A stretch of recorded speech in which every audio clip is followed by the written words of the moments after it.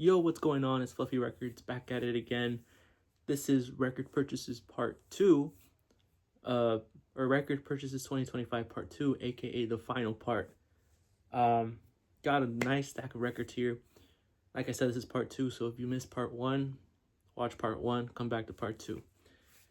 So, this is now from October 2025 to December 2025.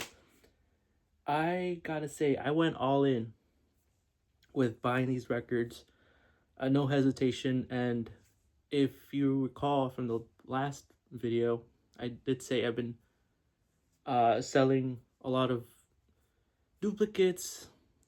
Well, not a lot of duplicates, but some reissues. Basically, my whole reissue of records that I have, because I am now going for either originals or early copies. I shouldn't say all reissues, because I am keeping the Chet Baker Craft Riverside ones, because I just find them to sound a lot better than the originals. Anyways, let's get started. Coming in hot with this one.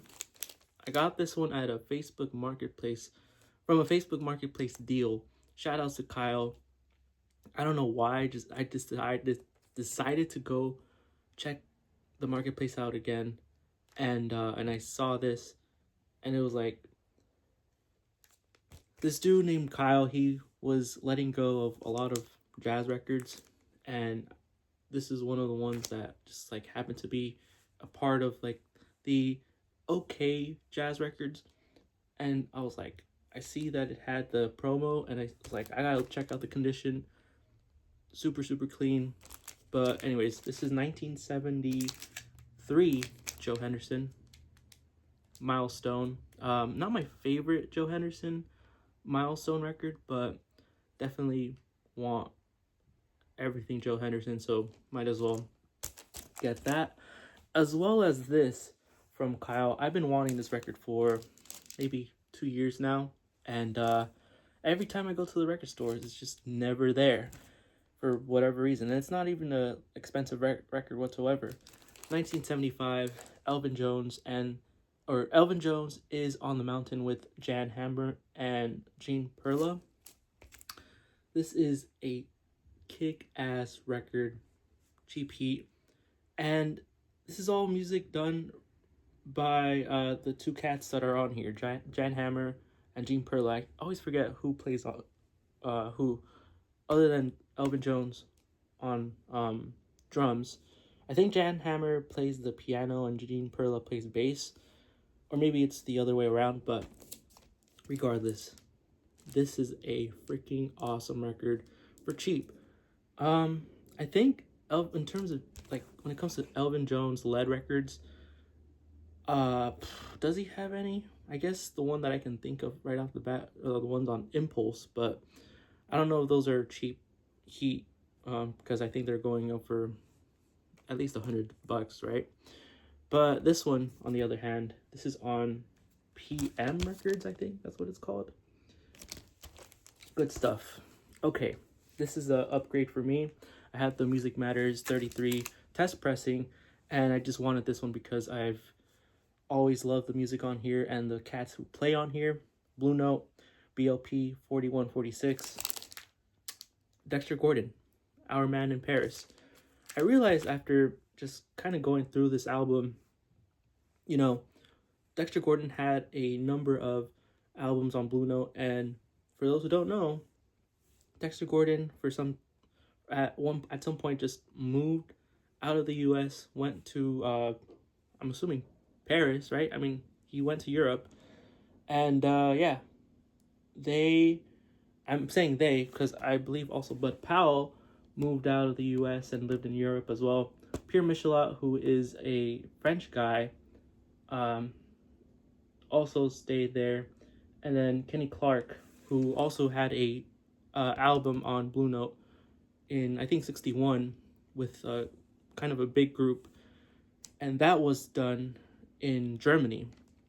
Anyways, this is Our Man in Paris. lineup: Dexter Gordon on tenor sax, Bud Powell on piano, Pierre Michelot on bass, and Kenny Clark on drums.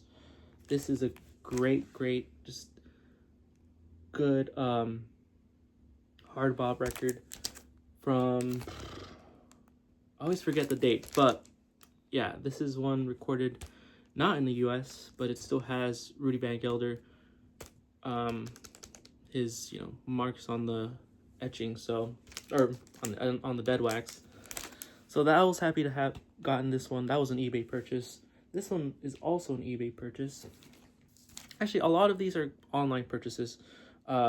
Really went all out with purchases on eBay, Discogs, and Facebook Marketplace. So this next one, not an essential by any means, but when it comes to Chet Baker, I like to collect all of his stuff. And this is one that I've been wanting for years now. And this is Chet Baker's Holiday.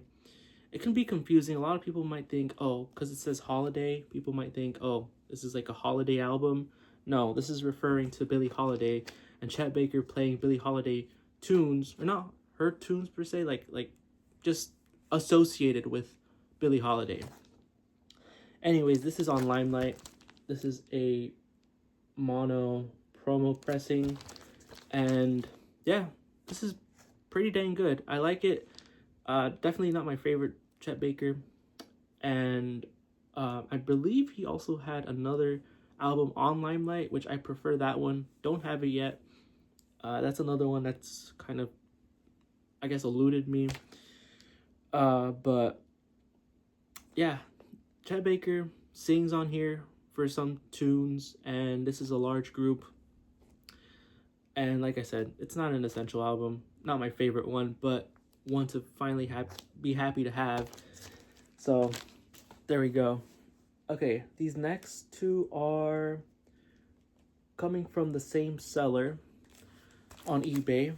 I had this album before, and I think I also had it as a promo, but it had some issues with the vinyl, so I let that one go, and I was like, okay, I want to collect this cat's albums on this label. And this is another matter where this is not my favorite album of his on this label, which is Atlantic, and the artist is Freddie Hubbard. Backlash. I think this might be his first album on Atlantic, maybe his second one, but definitely an early one. I really dig the ones that he put out in the 70s. But yeah, this is a good one to have, not very expensive. And when I saw that the seller had this as actually this was an auction listing, so I guess I placed the bid and I won because no one else was interested. But yeah, I think this one came out 1968. Correct me if I'm wrong. And then this next one is a big upgrade for me. I wanted this one. I've been wanting a mono copy of this one. I've had the Music Matters 45 preview test pressing. I've had I had a really bad, not crappy, it was just in poor condition, like 67 Liberty. And then more recently, I guess last year, I got the classic series of this one, and I've decided I just need a first press of this. Don't ask me why, but finally found one. This is Bobby Hutcherson's Happenings with Herbie Hancock on piano, Bob Cranshaw on bass, and Joe Chambers on drums. First mono on the New York, USA. Just extremely happy to have a nice, clean copy of this. This is a absolutely beautiful cover, and the music's just chef's kiss. I mean, if you don't know Bobby Hutcherson, I think that's the first album you should check out of his. Next up is, actually, let me move this one. Next one is one that I had seen on eBay once again. and I've been wanting to get more into 70s jazz, and especially wanting to get more into the Strata East catalog. So when I saw this, I thought it was a good price. I think I even got a discount for this. And like I said, these me letting go of a lot of these albums have really been helping me obtain these records that I'm showing you guys today. So anyways, I got Harold Vick's album Don't Look Back, 1974, on Strata East. This is an amazing album. Harold Vick, who only as a session leader probably had maybe 2 other session-led albums, one on Blue Note and then another one on RCA Victor, and then later on here on Strata East, which I think, you know, I don't have his other session-led albums, but this is one that kicks ass, and I hope that this gets reissued, because maybe it's been reissued some time ago, but I know now Strata East they're putting out these hard to get albums, especially the ones in released in 1974. A lot of good stuff from Strata East that year. I mean, we got the Descendants of Mike and Phoebe, Bill Lee. We've got the Clifford Jordan, Glass Bead Games. We've got Stanley Cowell's album, which they put out this year, or maybe last year, as well as Charlie Rouse's album on Strata East. Can't remember the name of the titles, but anyways, Harold Vick, this is one that they should touch on for a reissue. Really great music on here. And yeah, it says all selections composed and arranged by Harold Vick. So, you know, original stuff. These next 2 albums, actually, I think, yeah, these next 2 come from the same seller. These are upgrades for me once again. I had the Music Matters 45 test pressing, whatever the heck you want to call it. And like I said, I've been letting go of all the 45s that I have in my collection, so I am happy to finally own an original mono copy or mono pressing of this. This is Blue Note BLP 4167, Andrew Hill's Point of Departure on Blue Note. This is an awesome album. Probably put out in 64, maybe. Definitely, because I know Eric Dolphy passed away in 64, so maybe this was put out before or after his death, but this has a stacked lineup, you guys. Andrew Hill on piano, Kenny Dorham on trumpet, Eric Dolphy on, I'm assuming alto sax, bass clarinet, and maybe even flute on here. Joe Henderson on tenor sax, Richard Davis on bass, and Tony Williams on drums. I mean, come on, you guys. When it comes to Andrew Hill and his stuff put out on Blue Note, there are a lot of great titles, and a lot of them have already been released or reissued. I know this one, of course, Music Matters, but they also reissued this as a classic series, maybe this year or last year. So definitely a great one to check out if you haven't already.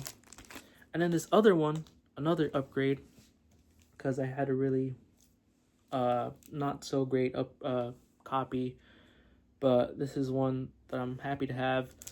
This is John Coltrane's Lush Life on Prestige. And yeah, this is another one where I think this album came out after after Coltrane had left the label Prestige, and I think they just were greedy and wanted to put out his stuff and just to make money, I guess. But yeah, I think the material on here was recorded in the late 50s, but this was put out like either 60 or 61. So yeah, good stuff nonetheless. John Coltrane with a trio and a quintet on this album. Good stuff. And then this next one was a purchase that I made from Record Safari, which they have their Web Wednesday drops. Sometimes it's not even on Wednesdays, but usually it's their Wednesday drops, where they will put out a lot of good albums for cheap. And I think I got this one for $20. I think this was a good deal. But I am talking about Red Garland. Red Garland's piano with Paul Chambers on bass and Art Taylor on drums. So yeah, this is a trio work by Red Garland, and I had an OJC copy from the 80s. This is probably either a second pressing or a third pressing, but really great music on here. I absolutely dig Red Garland piano playing, especially when he's on Miles Davis albums, and he's also on that Lush Life album, if I remember correctly. But yeah, this is one where I know well, actually I don't even know if they recently reissued this as part of the new OJCs, but the 80s OJCs sounded really killer. But like I said, I've been wanting these albums that Rudy Van Gelder on the Dead Wax, so just great stuff. This next one was a purchase off of eBay, once again, one that I've been wanting not too long, but when I saw this from a seller that I've bought from a number of times, I trust this seller, so I was like, okay, I'm gonna purchase this. And this is on Prestige. I think this was released in 1964. Jade Hawk Talk, Carmel Jones, Jimmy Heath, and Barry Harris. This is a Carmel Jones album on Prestige. And yeah, what's interesting about this one is I noticed it does not have Van Gelder on the Dead Wax. So either this was, I think I just have a feeling this wasn't done by him.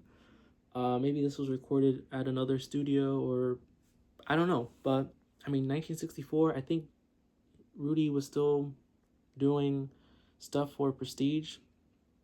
And but anyways, this is a great hard bop album. Carmel Jones, who many people may know him from his work on Pacific Jazz.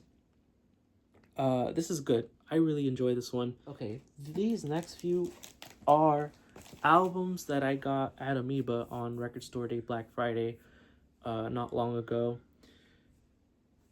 I think that might have been the first time that I had gone to a record store in months. I mean, I have only hit the record stores a couple times this year, not many times, and I thought I was gonna have some luck when I went during Black Friday, but no, not that much good luck. I did find 3 albums that I want to show. So this one, I mentioned it earlier on Strata East. They reissued this as part of the Record Store Day Black Friday exclusive, but I know that they're gonna put it out as just a regular reissue. This is the Strata East title, A Spirit Speaks, by the descendants of Mike and Phoebe. Excuse me. With Bill Lee. Everyone has been talking about Bill Lee recently. That's Spike Lee's dad. And I saw many copies of this at Amoeba that day, and I was like, you know what? I'm going to grab it, because as much as I want an original, it's getting just impossible. Not impossible, it's just getting really hard to find for a good price. And this does not sound bad. Will I be after an original? Yes, but for now, I'm really happy with this one. It does feature Sonny Brown on percussion and Billy Higgins on percussion as well. And then the siblings up top here. Yeah, just really interesting album. like I said, I've been digging into this 70s and even 80s jazz recently. 1974, good stuff. I have also been into jazz albums that feature vocals. So a lot of what I'm gonna show or have shown maybe, actually, I guess a lot of the ones I'm about to show features vocals. That's really been what's been, I guess, gravitating me.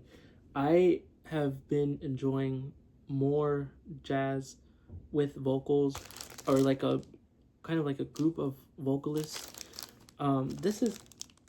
This I would say has that. Yeah, this has that definitely. And so let me show you guys this next album, which features vocals. This is Archie Shepp's Things Have Got to Change on Impulse. Saw this in the bins at Amoeba. This is a first press? I think so. Which is interesting because I thought a first press would mean the full box is connected together, but maybe not for this album. Archie Shepp, I don't have that many Archie Shepp albums, but when I listened to this one, before I decided to, purchase it, I was like, I gotta get this, because like I said, I've been into vocals recently, and this is some good stuff. Well, does it have a lot of vocals? Not a lot, but it does have a lot of female singing on here, and that's what I enjoy. Even when the guys sing on here, I mean, it says featuring the voice of Jolie Wilson, but Archie Shepp, who put out a number of albums on Impulse, that I do know. And I think I only have one other album of his on Impulse, but the ones that have been on my want list for a while, I just kind of maybe I'm gonna get next year. But anyways, this is it for the pickups at Amoeba. We move forward to more. Actually, no, there's one more that I got, and I got this one on the wall. This is one, okay, when it comes to Record Store Day, I always look forward to what Amoeba puts on their wall. And when I saw that wall on that day, I was just disappointed, y'all. Not a lot of good stuff on the wall, but I did see whenever, the people that work there are getting stuff down, it'll have an empty, the wall record will have an empty spot for a little bit, and then they'll refresh the wall with a record. And they did that for Record Store Day, Black Friday, and I noticed that I was there for a while just to see what would be taken off the wall, what would be put back on the wall. And when I saw this album on the wall, I was like, okay, good price. I think this was priced at $40, and I was like, I'm gonna grab this because I don't have a copy, or at least a copy with RVG or Van Gelder on the Dead Wax. And this is it, Don Cherry's Where Is Brooklyn? And I saw this one. This is not, well, I want to say this is not an expensive record, but when I looked it online, I was like surprised to see how much this record has gone up in price. And this is the West Coast pressing of Don Cherry, Where Is Brooklyn? Yeah, this is Don Cherry's third album on Blue Note. His first one was A Complete Communion, and then the second one, which is my personal favorite of his, is Symphony for Improvisers. But this is a good one. It features, let's see, it has Don Cherry on cornet, Pharoah Sanders on tenor sax and piccolo, Henry Grimes on bass, Edward Blackwell on drums. Recorded 66. So, trying to remember when this was put out. I mean, it says recorded 66, but I think this was put out a couple years later.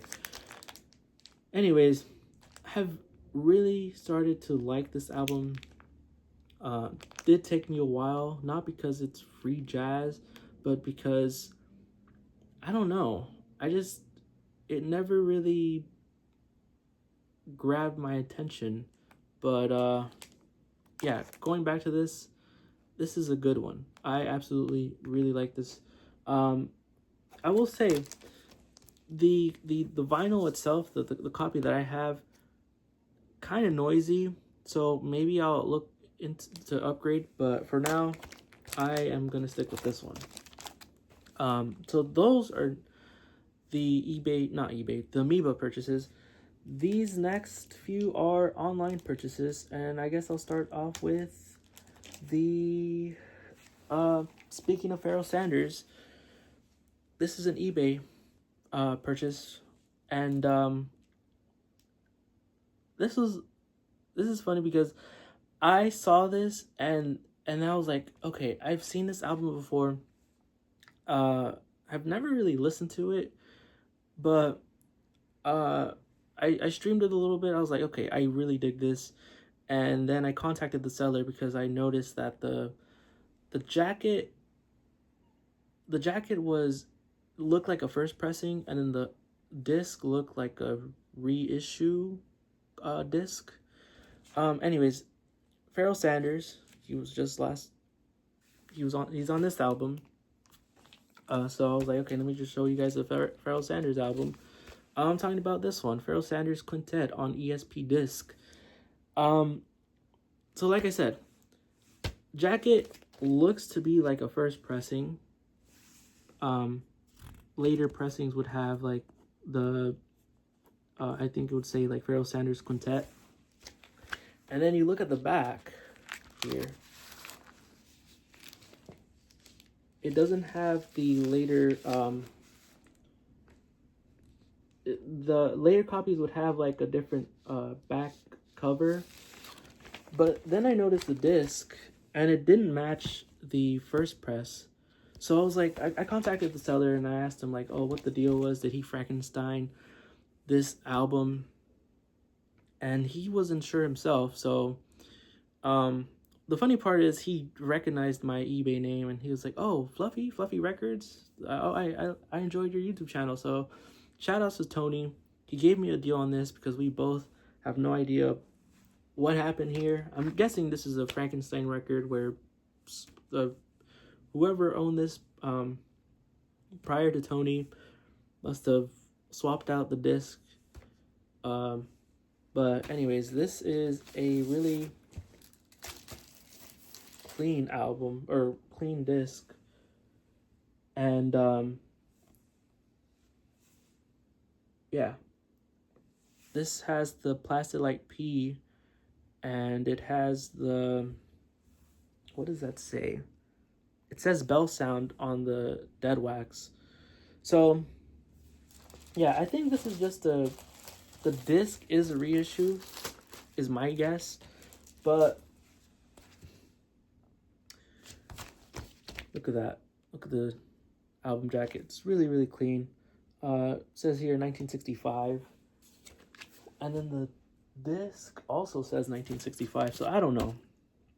But anyways, besides that, the music on here, freaking great. I really dig side 1 more than side 2.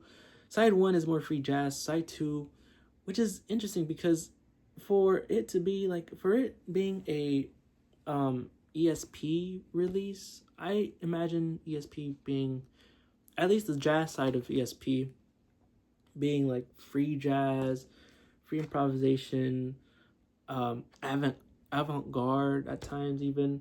But side 2 of this album really is hard bop, and that kind of threw me off in a way. But anyways, the lineup on here, we have Pharoah Sanders on sax, tenor sax, Stan Foster on trumpet, Jane Getz on piano, uh, William Bennett on bass, and Marvin Patillo on percussion. Bang. But yeah, just a interesting purchase. Still happy to have it. I'm happy with this. And then this next one, I'm trying to remember. I got this one on eBay as well. This is one I've been wanting. That's been on my want list for a while now, and I've seen people showing this album.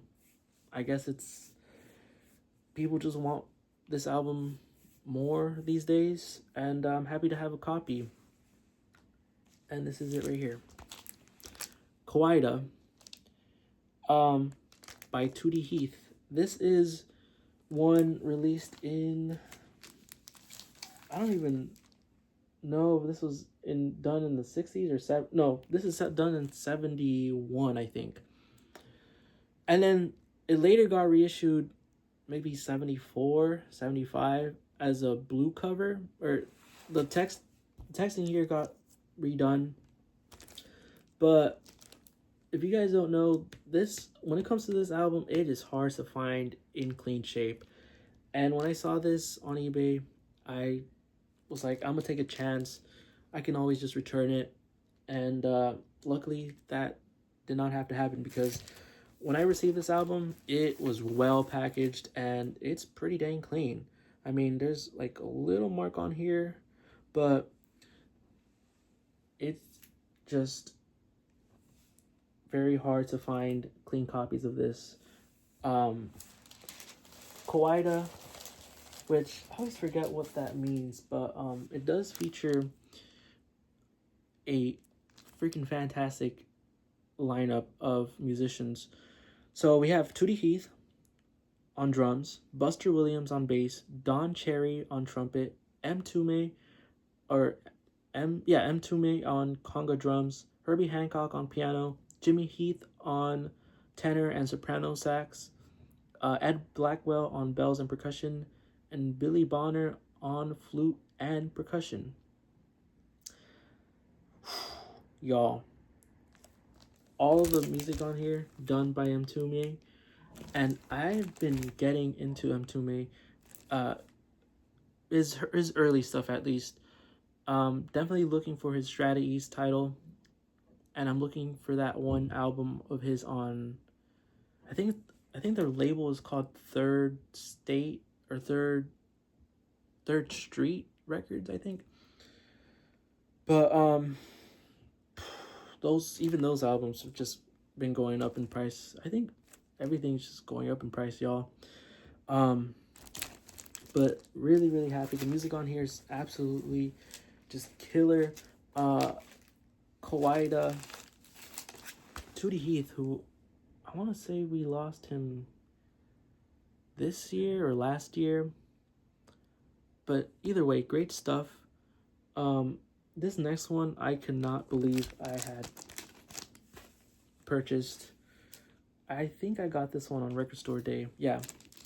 After the letdown of Amoeba's Black Friday, or Record Store Day Black Friday, I was like, okay, I'm just going to purchase some things that I have on my want list on eBay. And this is one of them. Another one where I couldn't believe people just didn't grab like immediately, because it had been on the Amoeba page, or not Amoeba page, eBay page for I think a week or so. But anyways, this is it. This is the Pyramids, King of Kings, 1974, on this label right here, Pyramid Records. This is another album where you hear vocals, but also this amazing lineup of musicians playing their instruments, and it's just, oh my goodness, it really is awesome to hear how, I guess, because this is 74, I've noticed like a lot of these at least these jazz albums, you hear more vocals. You hear not just your typical jazz instrumentations, but when it comes to the Pyramids, this group I think had maybe three other records during the 70s, and they are just pretty dang hard to find. But when I saw this one on eBay, I mean the jacket is okay, I guess, but the disc super clean. And yeah, I'm not even gonna name all the personnel on here because it is a lot, but here it is right here. Man, I know. Well, there's this reissue label that put out the Pyramids box set, which features this album, and then I think there are two other albums, and then there was an album that was never issued originally when they were still around, but it's supposed to be like a live concert. Anyways, this is some good stuff. I'm really happy to have this. I'm after the other two original Pyramids. Hopefully I can grab them before their albums go up to like the $1,000 range. Right now they're probably a couple $100, which I don't mind paying, because like I said, I've been selling off a ton of albums, and there are some that I've still not listed, but this is one that I couldn't have gotten if I hadn't been selling my records. So really happy to have this finally. Okay, these last few, okay, yeah, I have a few more. Got this one because I have been, I admire Kevin Gray and what he does for the record business. He's reissuing a lot of titles, not just jazz, but other non-jazz records, and he also has his own label called Coherent, and surprisingly I just hadn't gotten his stuff that's been put out on that label. And actually the only one that I got was Kristen Atkins, which is the first album that Kevin Gray put out on that label, which people do not like for some reason, but I personally do like it. And I saw Mike at the Ingru talk about how he was gonna put this album on the RSD on his website the day after RSD, and this is Corey Weeds, Dig Weeds. Haven't really dived into Corey Weeds. I've just only listened to this album, but like I said, I just want to support Kevin Gray and the label. I don't have the second album of that's been on that label, which is oh gosh, what's Anthony Wilson, right? Yeah, the guitar player. But this sounds really good. Was it put out this year? I think so. I can't remember now if this was put out this year or last year, but Corey Weeds, great tenor sax player who what's it called? I think has already put out another album after this release, but this is just an outstanding record. I mean, you get the liner notes and these awesome pictures, and yeah, I mean, it does say here recorded at Coherent Recording, aka Hackensack West. That's what Kevin Gray calls the recording studio. Recorded November 25th, 2024. But yeah, just super awesome. Corey Weeds. Like I said, need to dig more into these new album releases, which I really did a bad job of doing this year. When it comes to new jazz releases. I only picked up, apart from this one, I only picked up 2 other ones. But one thing I do want to do, hopefully next year, is be able to pick up newer titles, because I have been lacking on that. And at the same time, I also really want to like the music first, but also support the people who are involved, like Kevin Gray. Like I said, when it comes to this stuff, I think I just want to buy whatever he puts out, and he takes his time, is what I've noticed. He takes his time when it comes to this Coherent, his label. He only has 3 records on there so far, so he's a busy man too. So anyways, I know I've been rambling on for 40 minutes now. I gotta speed this up. This is a Discogs purchase. Been wanting this record for a couple years now, and I just never pulled the trigger, because I guess for a while now I've been wanting a complete set. This was put out in Japan, and a lot of times records, especially records that are released from the 70s, they're always missing the obi strip. And at this point, I'm like, you know what, just screw it. I don't need to have the complete set. So I bought this with almost a complete set, minus the obi strip. This is not Yosuke. This is this is Yosuke Yamashita. Okay. I thought I confused this artist with someone else. This is Yosuke Yamashita Trio, Arashi, put out in, what year was this? 1975. This is this album will melt your face for the most part. On Discogs it says this is free jazz and soundtrack, but this was a live recording album with a live audience, and it's just it's kind of trippy at times, because it gets really quiet. You hear like the performers, you hear their movements, and then at one point I think you hear like the audience clapping, not as in like, clapping cheering for joy or whatever, but I know when it comes to the Japanese audience, they go completely silent to respect like the performers, but I guess towards the end they really interact with the performers. And this is one where, I mean, the music, it, like I said, will melt your face. This is a double disc on this Frasco label.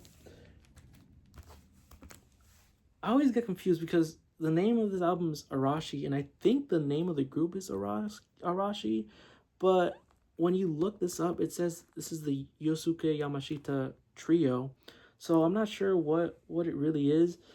And then the next record I'm going to show, I had no clue that the alto sax player from this album was also on this next album, and this was just a coincidence, because this next album was actually shown, or not shown, but this was recommended to me by my good friend Dagon at Dagon Studios. Shout out to you. He showed this one on our Discord group, and I was like, I gotta check this out. He said this is face melting, and I really, really want to see if this is true. And this is another live recording, but decades later.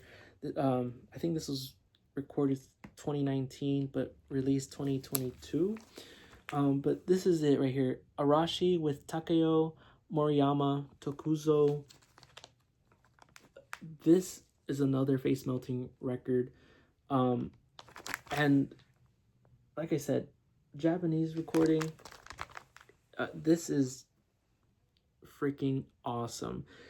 Face melting, and you hear these weird vocals from, I don't even know who, but this is another, let me see if I, no, this is another double disc set.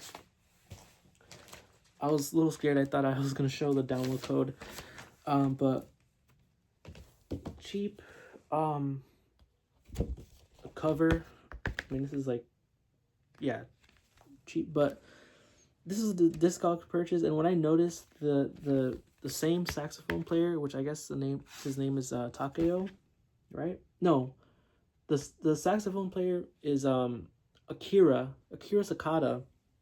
He's also featured on the Yosuke Yamashita Arashi record, and maybe even Takeo. I could be wrong, but this is so freaking good. Check it out. I know you can stream this one online, and thank you again, Dagon, because if I hadn't heard this, I just thought it was a funny coincidence. Because I had been wanting this one way longer than this one. I just heard this one maybe a couple months back, and still so happy to have that one. Okay, these last two. This is another one where I bought on Record Store Day through eBay. Like I said, didn't have luck at Amoeba, so I was like, okay, this is one that I'll just buy because been wanting this one. This one was on my top 9 wants for 2022, I think. Speaking of top 9 wants, I did a video last year where I did my top 9 of 2024 and did pretty well. This year, couldn't get any of them. I'm not going to do a video on that. So if you guys were looking forward for that, I'm sorry, I didn't get any. So anyways, here's one that I did get top 9 for a few years back. You guys, this album is so incredibly good. This is a vocals album from 1964. Not done. I think, originally put out in Sweden. And what I'm trying to say is, to hear this album, you gotta find a copy that's really, really clean, because this is one where the vocals are soft and luscious, and especially the accompaniment. Bill Evans is on here, piano playing. You gotta find a really, really clean copy to enjoy this album, and I did. This is Monica Zetterlund's Waltz for Debbie, featuring Bill Evans on piano, Chuck Israels on bass, and Larry Bunker on drums. You guys, I could not believe out of all places, the seller on eBay was based on in Brazil. Out of all places, and the description was disc VG plus, and the album jacket was VG. I mean, the jacket looks super freaking not that bad, right? It does look like it's yellowed over time, but other than this, it is just not bad at all. I'm super happy to have this copy. I've been wanting one for years now, and every time it popped up, either I missed out on, or the album was the copy was just not in the best shape. But yeah, this is a good one because Monica Zetterlund, who I know she was big in where she's from, or which is Sweden.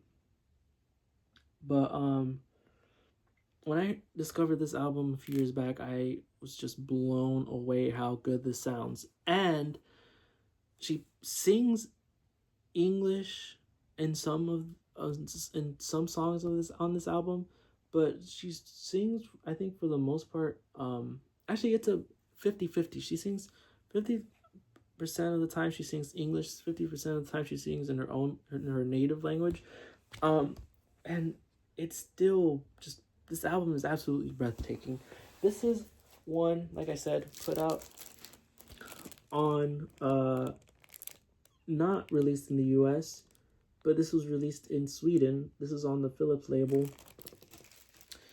This is one that I realized was reissued years ago now, probably 2019, 2018, as a record store day release.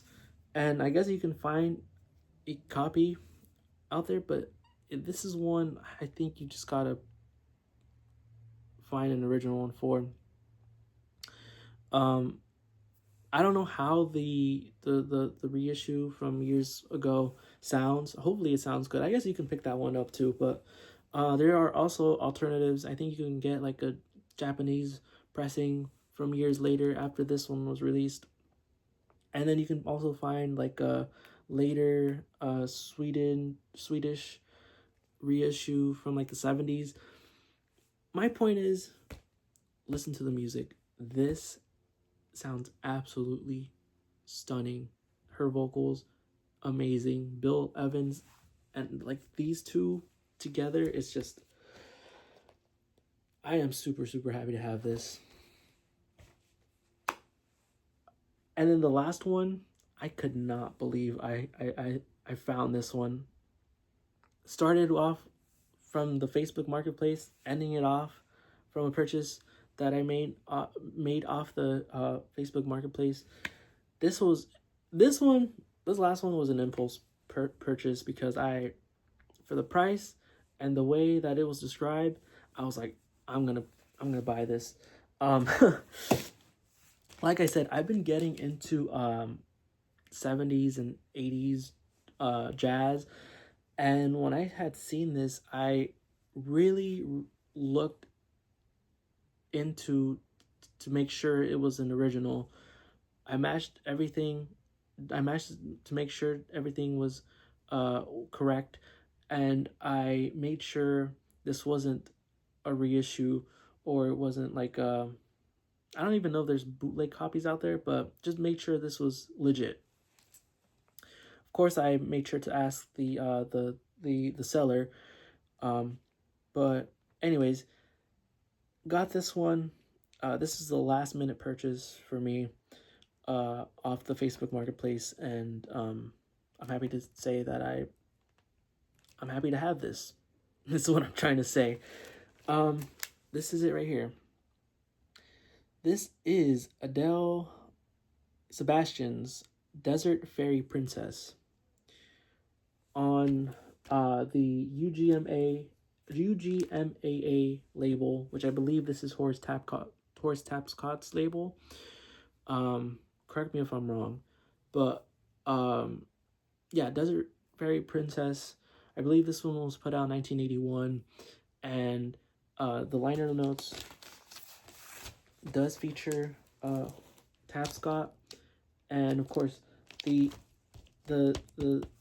album, or the album title, Desert Fairy Princess, was title from what's his face, Jesse Sharps, who was in Tapscott's group. I know this title was put out in Tapscott's album Live at, I forgot the initials, but IC, so I can't remember but that one was put out in 78, I think, and then this one was put out a few years later. But when it comes to Tapscott albums, that's another cat that I'm trying to obtain next year. Will I be successful at it? Probably not, but who freaking knows, because I was all over the place this year in terms of buying records, selling records, mostly selling records because I've downsized a lot this year. Anyways, this is a good album. Features vocals. I know you can get a reissue of this for cheap, but when I saw this on Facebook Marketplace, I just could not freaking believe it. This is one when I look at the lineup and I saw that Billy Higgins was featured on here, I was kind of laughing because I realized Billy Higgins was on a lot of albums that I enjoy, and he's been around for a while, and I absolutely enjoy his drumming. Like I've learned to appreciate a few cats this year. One being Bob Cranshaw, who is a bass player. Realized he did a lot for the jazz scene, but as well as like television, and I I just learned to appreciate jazz musicians more once I dig into their life a little more, I guess. But yeah, this is a good one. Adele Sebastian, who, I mean, she plays the Desert Fairy Princess tune by Jesse Sharps, and then she also plays a McCoy Tyner tune. What is it called? Man from Tanganyika. Hopefully, I didn't butcher that, but yeah, I am trying to see here. This is a short album. This is probably like 35 minutes, but it is crazy to see how much this album has gone for, and I paid under what this is going for online. Let's just say I paid only a couple hundred. Desert Fairy Princess, Adele Sebastian. Check her out if you haven't already. Absolutely amazing album. That is it. That is it for record purchases of 2025. Hopefully you guys enjoyed. And yeah. Until next time.